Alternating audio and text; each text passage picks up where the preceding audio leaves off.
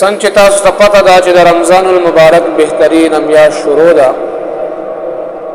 دا سه میاشت د محترمو چې په دې میاشت کې د الله جل شانه رحمتونه راوړيږي، چونکې د دې میاشت اوله عشره هم تیر شوې ده، دویمه عشره هم روانه ده، یو څو ورځې پکې پاتې دي، دریمه عشره هم عن قریب ده چې په دې دریمه عشره کې یو بهترین عمل را روان دی چې هغه ته اعتکاف ویل کېږي.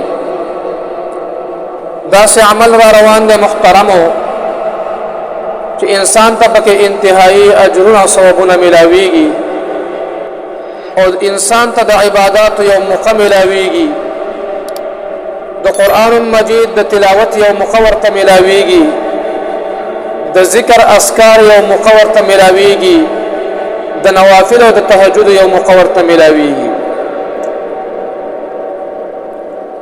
عزتمن ورونو، اعتکاف څه ته ویل کېږي؟ د اعتکاف معنی ده په یو ځای کې ایسارېدل او بندېدل.